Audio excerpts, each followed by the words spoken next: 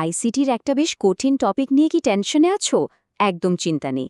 আজকে আমরা অক্টাল থেকে হেক্সাডেসিমাল কনভার্সনের এমন একটা প্রো লেভেল হ্যাক শিখব যেটা তোমাদের পরীক্ষার খাতায় অনেকখানি সময় বাঁচিয়ে দেবে। তো আজকের মিশনে আমরা কি করছি? প্রথমে বেসিক জিনিসগুলো একটু ঝালিয়ে নেব। তারপর সেই সিক্রেট বাইনারি ব্রিজ টেকনিকটা শিখব। এরপরে একটা উদাহরণ দিয়ে একদম হাতে কলমে ব্যাপারটা দেখব। সাথে থাকবে কিছু খুবই জরুরি নিয়ম, আর শেষে ছোট্ট একটা চ্যালেঞ্জ দিয়ে দেখব কে কেমন শিখলাম। রেডি তো সব? ওকে, তাহলে শুরু করা যাক। আজকের আলোচনার মেইন ক্যারেক্টার তো দুটো, অক্টাল আর হেক্সাডেসিমাল। চলো প্রথমে এদের সাথে একটু ভালোভাবে পরিচিত হয়ে নিই। প্রথমে আসছে অক্টাল সিস্টেম, মানে বেস 8। নামটা শুনলেই কিন্তু বোঝা যায়, তাই না? অক্টা মানে 8। সো এখানে মোট 8টা ডিজিট ব্যবহার করা হয়, 0 থেকে 7 পর্যন্ত। আর অন্যদিকে আছে হেক্সাডেসিমাল, মানে বেস 16। এখানে কিন্তু মোট 16টা প্রতীক ব্যবহার হয়, মানে শুধু 0 থেকে 9 পর্যন্তই না, এরপর A B C D E F এই অক্ষরগুলো কিন্তু ডিজিট হিসেবে ব্যবহার করা হয়। ইন্টারেস্টিং, তাই না?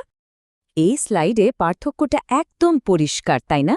দেখো, অক্টাল যেখানে 7-এ এসেই থেমে যাচ্ছে, হেক্সাডেসিমাল কিন্তু 9-এর পরেও থামছে না।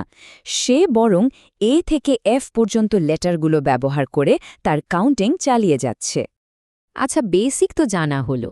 এবার চলো সেই আসল হ্যাক বা গোপন কৌশলটা শিখে নিই, যেটা দিয়ে অক্টাল আর হেক্সাডেসিমালের কনভার্সনটা একদম পানির মতো সোজা হয়ে যাবে। কিন্তু সমস্যাটা ঠিক কোথায়? প্রবলেমটা হলো অক্টাল থেকে হেক্সাডেসিমালে সরাসরি যাওয়ার কোনো শর্টকাট রাস্তা নেই। মানে লম্বা ভাগ বা গুণ করে দশমিকে নিতে হয়, তারপর আবার যা একটা ঝামেলার কাজ। কিন্তু এর একটা দারুণ সমাধান আছে। আমরা সরাসরি যাবই না, আমরা মাঝখানে একটা ব্রিজ বা সেতু ব্যবহার করব। এমন একজনের সাহায্য নেব যাকে অক্টালও চেনে, আবার হেক্সাডেসিমেলও চেনে।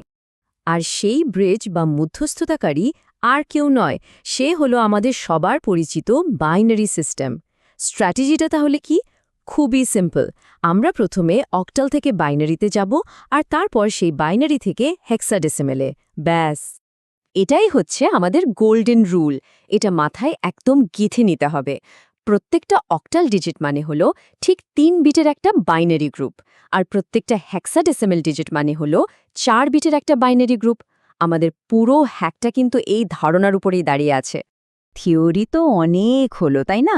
চলো এবার একটা রিয়াল উদাহরণ দিয়ে দেখি এই বাইনারি ব্রিজ মেথডটা আসলে কিভাবে কাজ করে। তাহলেই পুরো ব্যাপারটা পরিষ্কার হয়ে যাবে।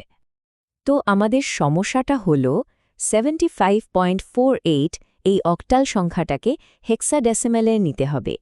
আমি ইচ্ছে করেই একটা দশমিক সহ সংখ্যা নিয়েছি, যাতে পূর্ণ সংখ্যা আর ভগ্নাংশ দুটোর নিয়মই একবারে শেখা হয়ে যায়। ওকে, স্টেপ 1 একদম সহজ। প্রত্যেকটা অক্টাল ডিজিটকে আলাদা আলাদা করে তার 3 বিটের বাইনারি ভ্যালুতে কনভার্ট করি। যেমন এখানে দেখো, 7 হয়ে যাচ্ছে 111, 5 হয়ে যাচ্ছে 101, আর 4 হয়ে যাচ্ছে 100। এখন কি করব? সিম্পলি এই বাইনারি গ্রুপগুলোকে পরপর বসিয়ে একটা লম্বা স্ট্রিং বানিয়ে ফেলব।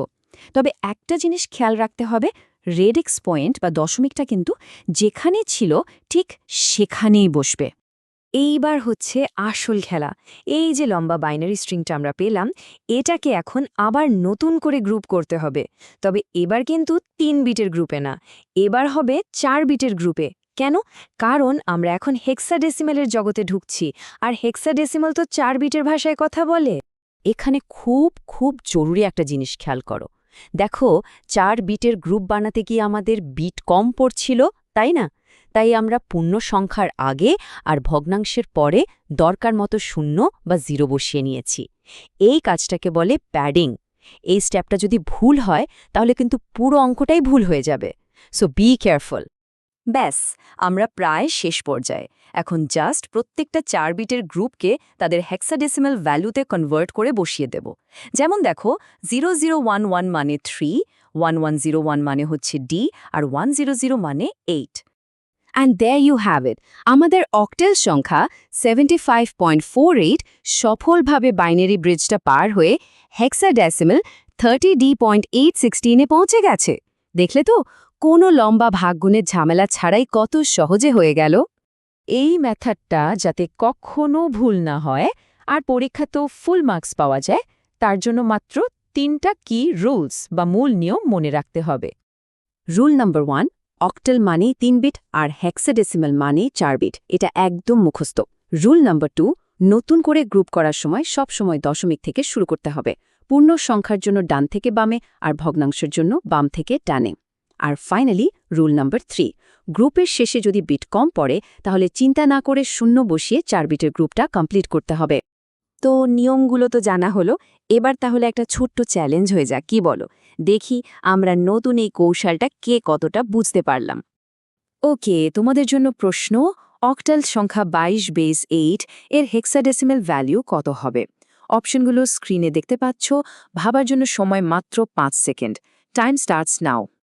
ওকে, টাইম আপ। সঠিক উত্তর হলো ক, 12 হেক্সাডেসিমাল। যারা পেরেছো কংগ্রাটস, আর যারা পারোনি চলো দেখিনি কিভাবে হলো। দেখো, 22 অক্টেলকে 3 বিটের বাইনারিতে ভাঙলে হয় 010102।